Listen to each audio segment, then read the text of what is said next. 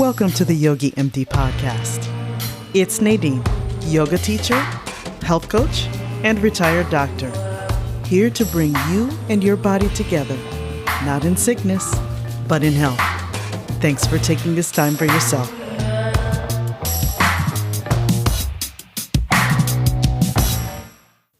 If you could hear smiles. I know, right? Yeah. If you can hear smiles, yes. That's always a thing. Yeah. Aren't you more than how much you weigh and what you eat?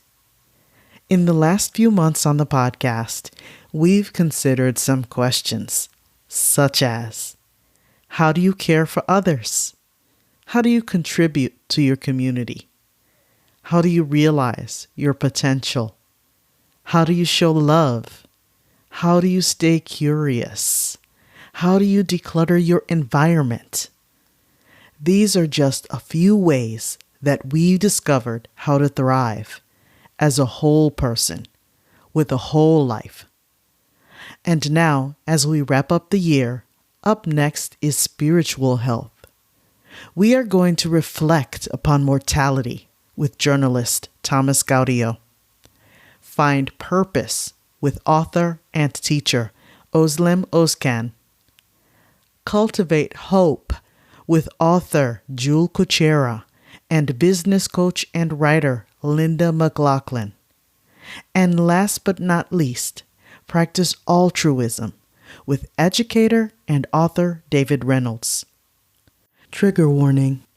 If you are thinking about suicide or you know someone who is, please get help at suicidepreventionlifeline.org.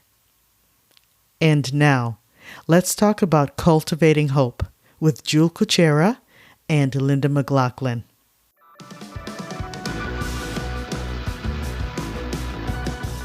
Linda, what does hope mean to you? Hope means to me possibility. Hope is a sunrise to me. In that you have the opportunity to start again, try again, and make something more of a day than maybe yesterday seemed possible. So it's about possibility, and it's about moving forward into the smallest of opportunity to make a change in your life that you maybe have been resisting. Wow. Jule. What hope means to me is not one of the things I thought about in advance. But what happened when you said that, what hope means to me is I have a few years of reading the Bible in my history, and a Bible verse popped into mind. And I don't think hope is used in the definition. The verse is, faith is the assurance of things hoped for, the conviction of things not seen. And so if I switch the words around, hope is faith. Hope is faith in, as Linda was saying, a better tomorrow, a better future. And sometimes hope has to persist in the absence of all visible proof. Why do you both think that hope is something that people may not necessarily default towards? I think it's because of our primitive brain. When faced with something we don't want, we're either going to run from it or freeze or fight it. And so I think our brains naturally go that way, and pausing to think of reasons to be hopeful isn't a natural default. I'm reading The Power of Now, Eckhart Tolle's book. And what I've been reflecting on is the concept of time and kind of that future state and the fixation on the future and the fixation on the past. And while hope is perhaps, a half step toward the future, it's very much a state of mind. And so living in the now, I think what's very difficult for for all of us, the majority of people, is that we're so focused on what happened to us in the past and what the future may hold. And unfortunately, we're sort of wired to anticipate the worst. And so hope is a difficult thing because it's a state of being at the present moment. We have difficulty staying in the present and just being in hope.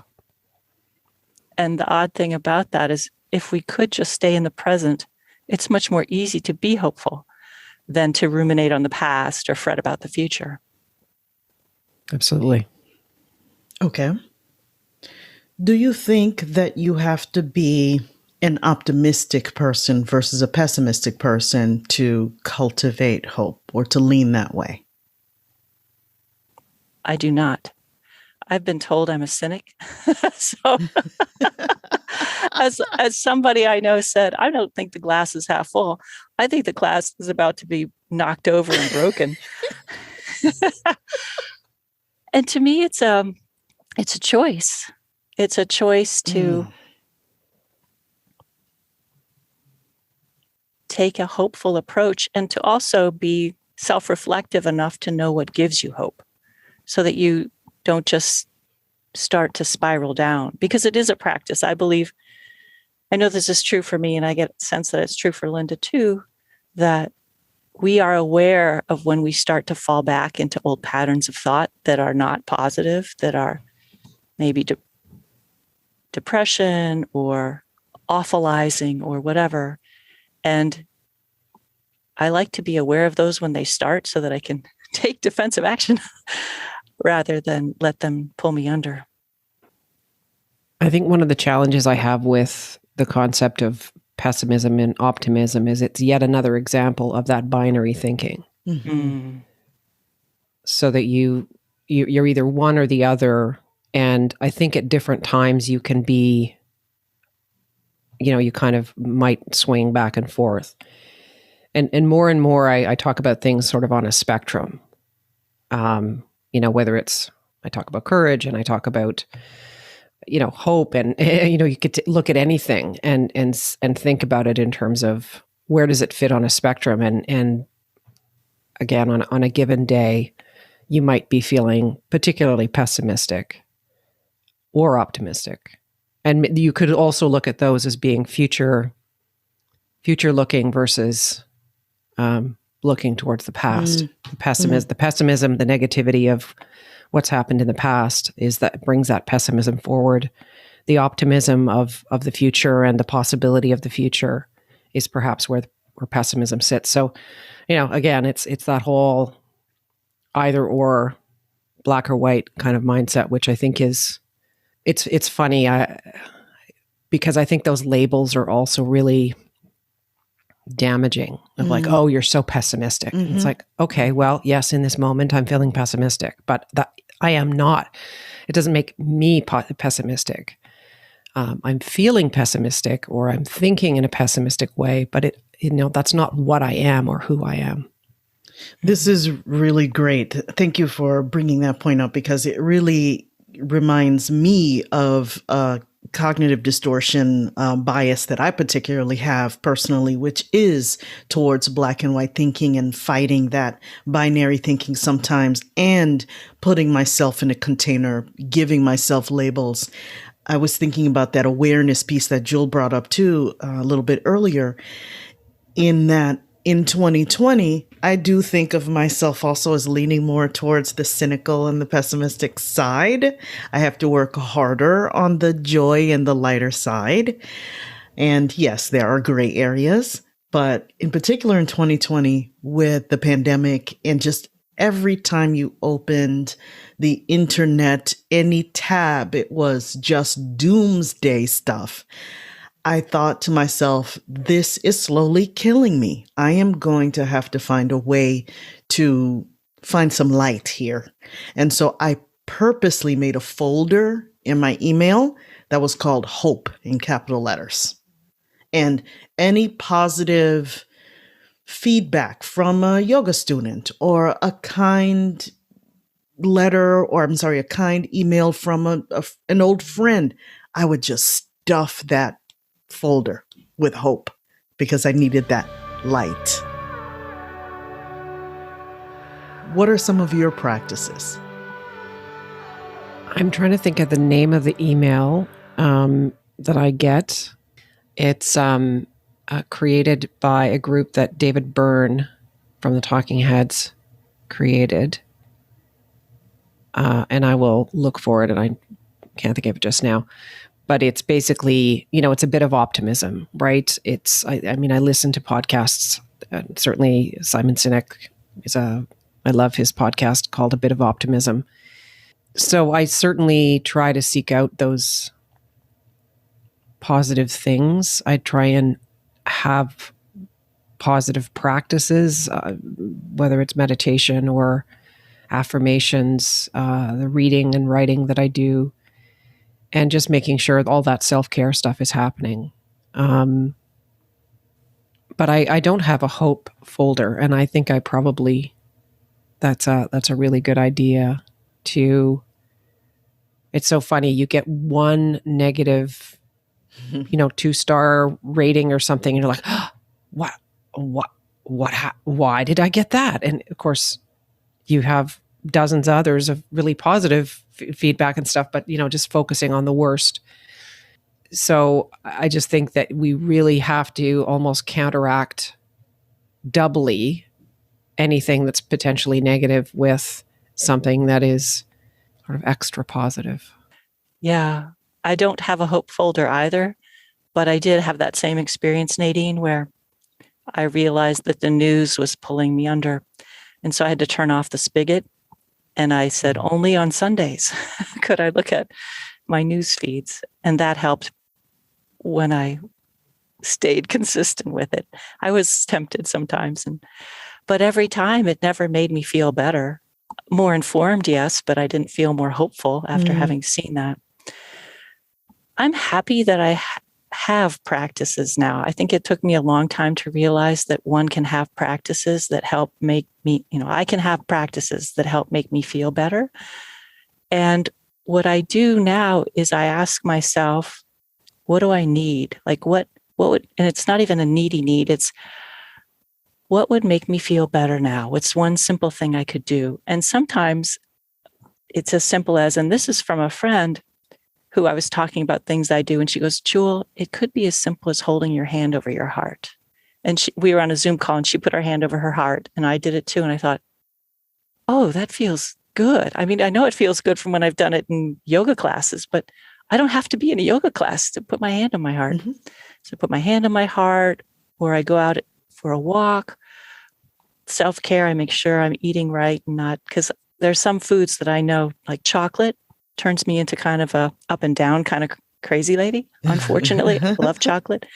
And then the other thing that helps me a lot is going out and taking photographs, because it focuses me to just, I pay attention to such a small little square when I'm looking through my camera phone. All that other stuff that's in my head, I don't have time to think about because I'm focused on this. And as long as I can stay out of my own head, the real solution is whatever will take me out of my own head, because that's the source of the discomfort.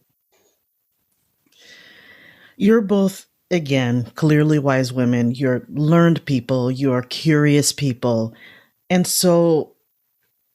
also articulate in how you've been describing how you see hope and how you've incorporated practices into your life. Now, everyone's human, and I know it wasn't always this way. So can each one of you share a time that was particularly taxing, where you had to really dig deep and find the courage to cultivate hope? Because it was not easy at that moment.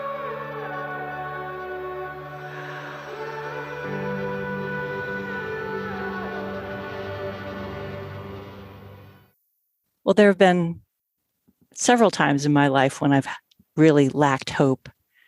And I'm going to skip over the first hard one, which was when I was 15, and thought about seriously thought about exiting the planet.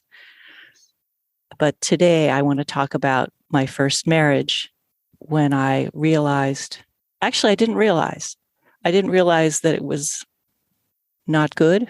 I just knew something was wrong in my life. And I was not aware that something was wrong in my life.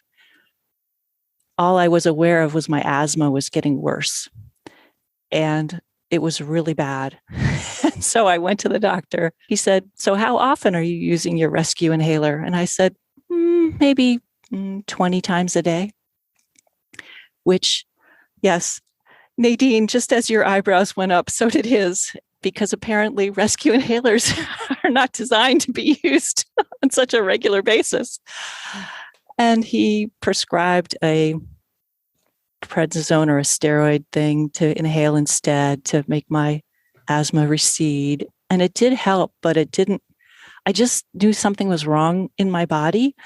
So I talked to a friend at work who's she's a health person. She eats well and natural healing and all that. And I said, "Susan, I got to do something about my asthma. Got any advice?" And I was hoping she'd say like mint tea or something. But she said, "Oh, I think you should see my napropath." I had no idea what a napropath was, but I saw her. And the first shock was that the appointment was an hour long. I've never talked to any medical person for an hour in my life. And she asked me questions and questions and questions about every possible thing. And about halfway through, I started crying and I couldn't stop. And I just kept crying and crying. And she got out Kleenex in here, and I'm working my way through her Kleenex box.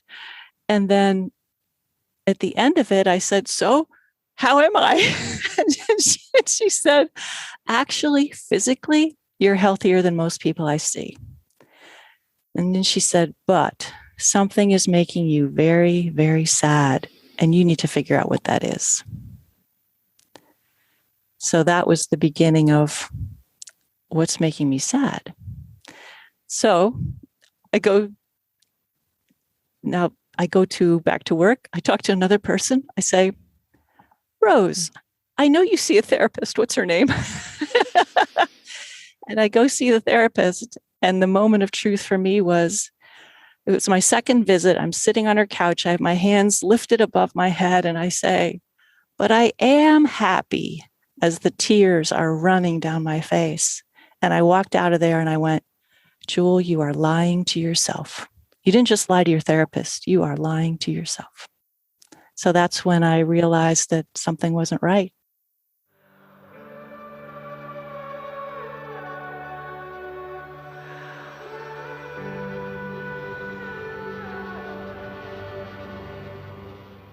But what happened was my husband and I had a fight, and we didn't normally have fights, but I told him, and this fight will give you plenty indication about the health of our marriage. I told him I wanted to go on a bicycle ride with some friends on Friday afternoon because we had short Fridays at work. And he said, "I forbid you from going." And I said, "Since when do we forbid one another anything? Like, what's that forbid word?" And he said, "I don't want you to go. You're not going." And I said, "I'm going." And that was on a Sunday, and we fought about it every night. And then on Friday, I went on the bicycle ride anyway, and I had a really good time. But when it was over, I didn't want to go home. And so I stayed at my friend's house who hosted the bicycle ride. And then what happened was a woman at work had a nervous breakdown, and we had to go to work on Saturday. And I called my husband and said, "I have to keep working, and I can't come home because I'm to stay at the hotel for tonight." And then he said, "Well, you got a phone call you should probably know about." And I said, "What?" And he said, "Your Aunt Olga." My Aunt Olga was like a grandmother to me. My grandmother passed when I was 10. So her sister was like an aunt to me. She goes, "Your Aunt Olga died." And I said, "When did she die?" And I said, "When did you know?" He said, "I got a call Wednesday." And I said, "This is Saturday? How could you not tell me this?" And he said, "What's most important is our marriage. And so that's why I didn't tell you." And I hung up the phone and I went, I'm never going home again. I will not. And unfortunately, I was wearing shorts and a ratty t-shirt. So I left with the clothes on my back. But then I went back to the therapist, and that was really helpful to talk it through. What's so tough about it is that I feel like, what kind of woman puts herself in a marriage like that? But I know what kind of woman does that. It's one who feels like that's the best she deserves.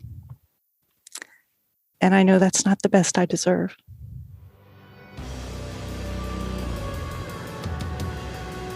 Well, 2 thank yous. Thank you to 15-year-old you who didn't go through with it. And thank you to getting out of marriage number 1 you who chose herself. Thank you. Thank you.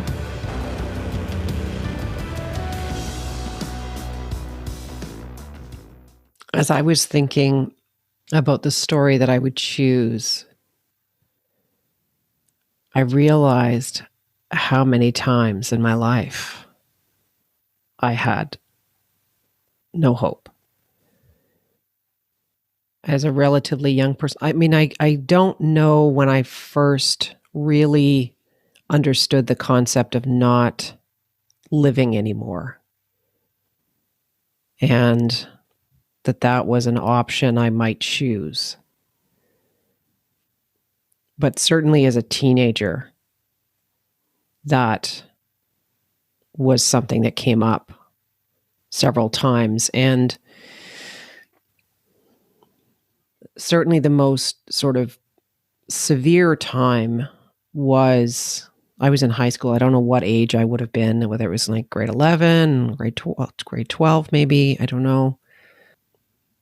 And I remember calling my best friend, and we were chatting on the phone, and I just sort of started to talk about the fact that I thought I was just not gonna live anymore, and was sort of talking in those terms. And we talked for a while, and, she was upset and trying to talk to me, and I don't even know what the circumstances were. I don't know what was going on. Shortly after that, my friend's parents showed up at our door, and, there was a whole thing, and my mom ended up taking me to the hospital, or to see a psychiatrist anyway. And I went once, and basically after that experience was like, okay, I'm never going back to those folks. It was some kind of weird thing. It was like a teaching hospital. And so there was like not just one person for me to have to talk to, but like 3, like there were 5 people in the room, and really kind of aggressive questions and stuff. And I was, anyway, it didn't go very well for them. It didn't go very well for me. And it was like, I'm never going back. And it took me a very long time before I really went to see anybody. I want to say I was in my early 30s before I really started to see someone in the mental health profession on a regular basis. It's something that sort of is just there. It's like a wave. It's something that's sort of ever present, and sometimes is there in a very strong way, and other times it seems to have receded. And I believe now, certainly now that I've acquired these, now that alcohol isn't a factor, now that I have a meditation practice, and then I do all these things, and I have this whole routine, that it's kept at bay for the most part. And I certainly feel it and see it. And every once in a while I was like, oh yeah, oh that, okay, here we go. And the pandemic has just been horrendous for trying to keep it under control. And if you're predisposed to depression and looking backward, or worrying about the future, not living in the now, then you can wind yourself up pretty well, and you don't have the skills at 15, 16, 17 years old to really understand what's happening, really understand what you're feeling, really understanding that this is a moment in time and that it won't always be this way.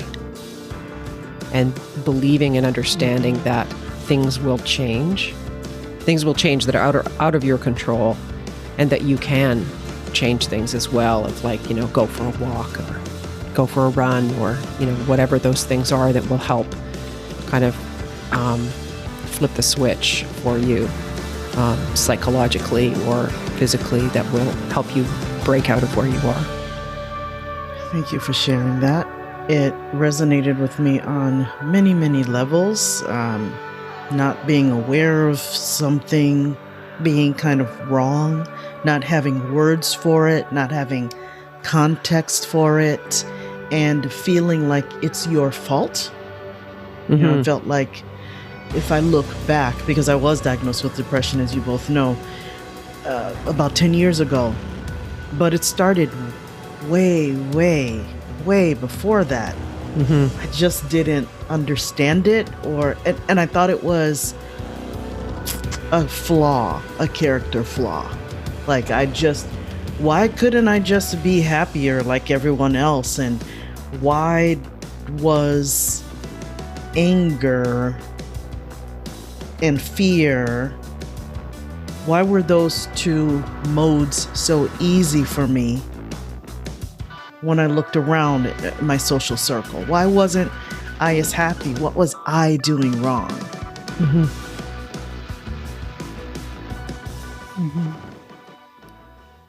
When did the practice of hope start to become a reality? When did you both start to realize that that was something that you wanted to practice? I think before I wanted to practice hope, I just wanted to feel better. Because I'm thinking back, what resonated for me and what Linda talked about, one of the things was describing it as a wave and becoming accustomed to the waves, or recognizing the waves. And I wrote a song about the wave, just so that when it started to happen, I could remind myself. And it reminds me that when the wave comes, it wants to pull me under. And I might go rolling, I might go tumbling, and I might come up sputtering, but I do come up, because I know that I was meant for more than this. And that's a belief or a faith or a hope, but that I was meant for more than this. One thing that helped me, got me to the path of being in a place where I could think about practicing, was seeing a therapist. And the biggest lesson there, or what I took from it, was the things that I feel, I can believe them, because I grew up in a place where I might be afraid of something, and I would tell myself, no, you do not be afraid. Or I might make an observation, and an adult might counteract that and say, oh no, that's not what's happening. And so I had no sense of confidence that I had any ability to truly navigate reality. And just knowing that if I'm feeling slighted, or if I'm feeling like something's wrong about this, one of the things that happened to me that I'm really happy about is when I was at college, second time, I felt like a man was following me, and I went into a convenience store, and I walked in that convenience store, and I spent an hour in that store waiting for him to leave, and he finally left. And I didn't have a lot of money, and I bought like gum or something, and the cashier said, you were right, he was following you. And I thought about how when I was younger, I might have disregarded that feeling of somebody is following me. I would have not trusted that instinct, and who knows what could have happened. But just knowing that, it's safe for me to listen to my own feelings and my own thoughts about things. Now, I can be off about things. I could think, something's happening that's not, but my thoughts and feelings are not to be automatically discounted. So I'm hearing trust. Trust myself. Yeah. Yeah. And I don't know when we begin to embrace that, whether there's that acknowledgement, that external acknowledgement of somebody saying, no, you're right. You were right about that moment, that you begin to unwind the other voices that have been telling you, oh, well, don't worry about that, or don't make such a fuss about X or Y. And yeah, when do you start to be able to listen to your intuition, into your inner knowing, as we say in the biz, and you start to be able to identify that gut, that gut response, which is so useful to you in surviving the world, but it's also thriving in the world. That gut instinct of, that's the right decision, that's the right choice, can serve you in so many ways. And so the sooner that one can learn how to hear that and understand that is what that is, the sooner one can also identify what you need to, in a healthy way, soothe your hurt self and find the hope and find the switch that's going to help you go back into the calm waves as opposed to the undertow. So what I'm hearing from you is agency. Tying back into what Jules said initially too about hope being a choice.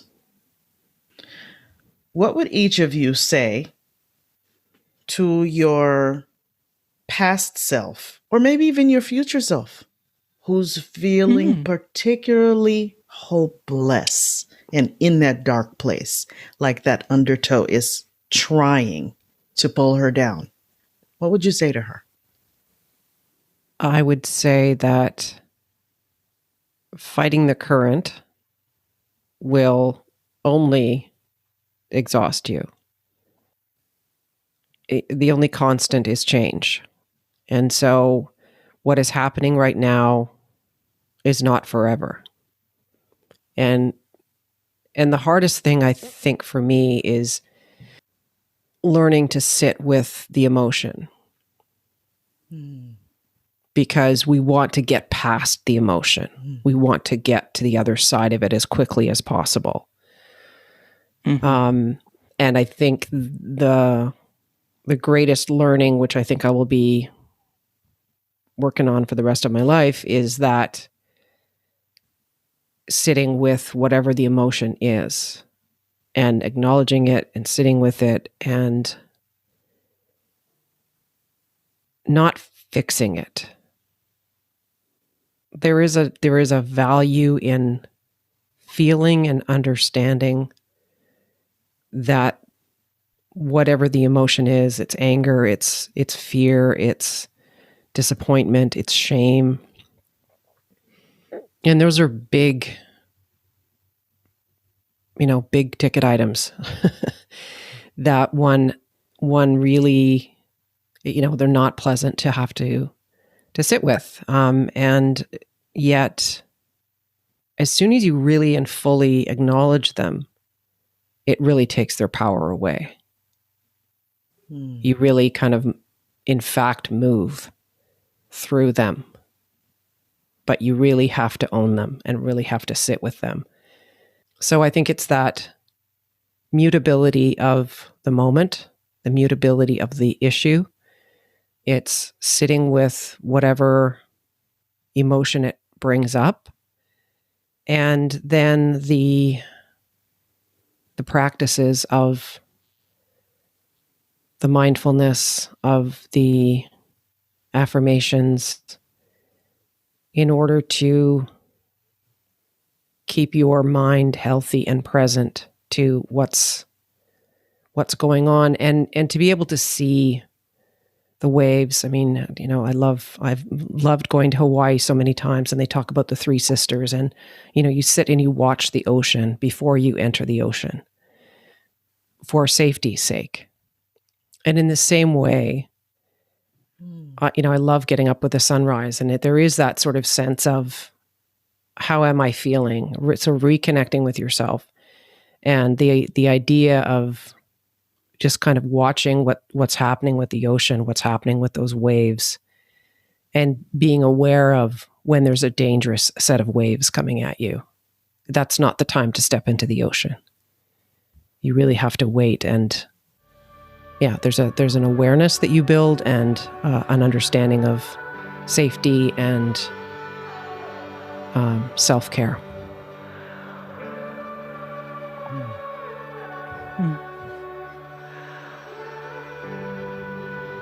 I think I want to say this to my future self, because I'm aware that the waves have come, and there have been some times when they come pretty hard. So 15, 33, 41. And I do sometimes think about, is it going to come that hard again? Will I be able to handle it? So I'm going to say this to future Jule. So, future Jule, looks like a blue wave is coming your way. I love you. I love you. You might not love you right now, or you might not love whatever's going on, but I love you. You were born for a reason. You deserve to be here, and it ain't over yet. So feel whatever you feel, write it down, and then stop and ask yourself, what do you need? Do you need a walk? Do you need more than that? And if you can't figure it out, call a friend. There are people on this planet who love you, and they've already told you that if you ever feel like this again, to call them.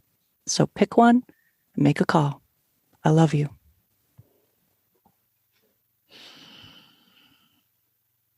I tell you, there are these times where silence and gratitude are just the best response.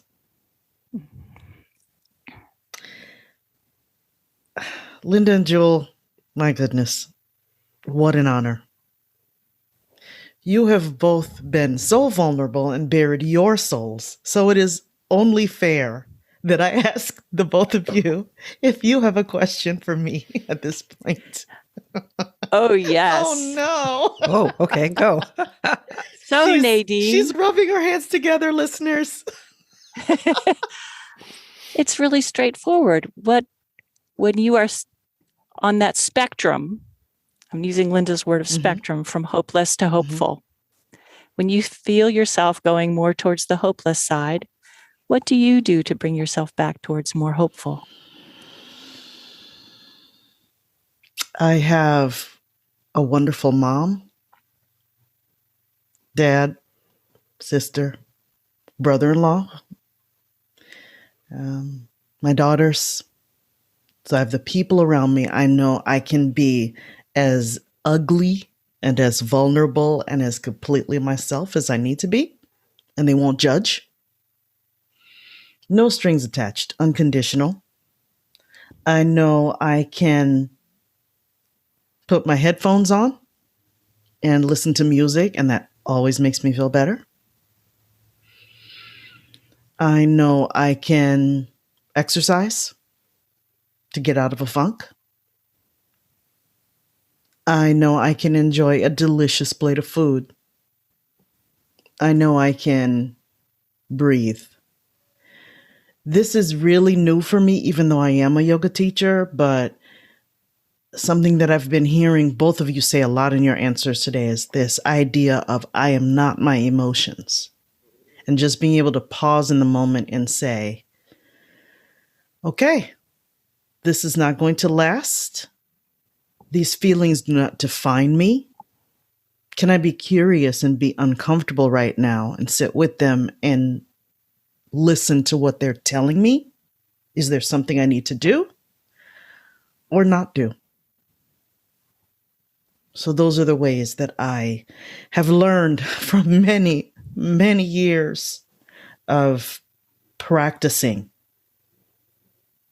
aspiring to be a more hopeful person. Thank you. Did you get from this conversation what you hoped you would get? Yes, and 1,000 times over. I get to be a podcaster. This is another way that I cultivate hope, actually, is talking to people who teach me something new, who show me blind spots, who are willing to be so honest and vulnerable, and who also make me feel like I'm not alone. And you two have given that to me and more today. So I thank you. We're not alone. No one is. Linda, what is your personal definition of what it means to be healthy? I would say forgiving of myself. And so I think it's healthy to be able to be forgiving of oneself when you fall down, when you don't stick to the regime, whatever it is. You forget to do your, you wake up early and you decide you're going to go and run off and see the sunrise before you meditate. And then it's 3:00 in the afternoon, you haven't meditated yet. It's that forgiveness of things happen, life happens, and those, and embracing the happy accidents as opposed to beating yourself up for the slipping on your regime, whatever it is. So I think when I'm healthy, I'm forgiving of myself and my desire for spontaneity. Thank you. Jule. I really like that, embracing the happy accidents. I'm going to borrow that perspective for when my discipline of myself is too stick-like. Okay, so for my personal definition of health, I have thought about this a lot for a period of years, and I have a model that's because sometimes I feel like I get so in my head I can't even think myself out of it, and so I can look at my model and ask myself, how am I on these different dimensions? So it's like a compass: north, south, east, west. North is spirit. Am I spiritually aligned? South is body. Am I physically energized? West is mind. Am I mentally focused? And east is soul. Am I emotionally connected? And that means not just to others, but also to myself. So it's spiritually aligned, physically energized, mentally focused, emotionally connected.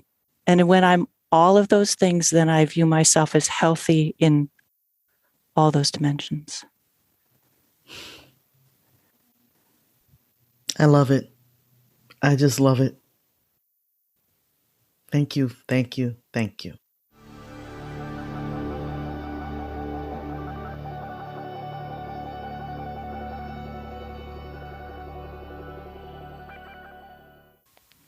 And now it's time for the Mindful Minute.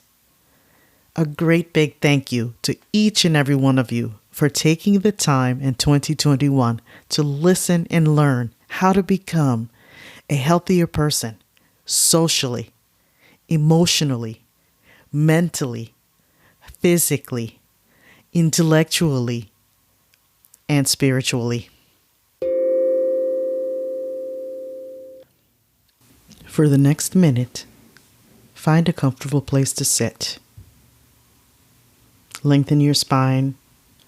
Breathe in, expanding your belly and chest.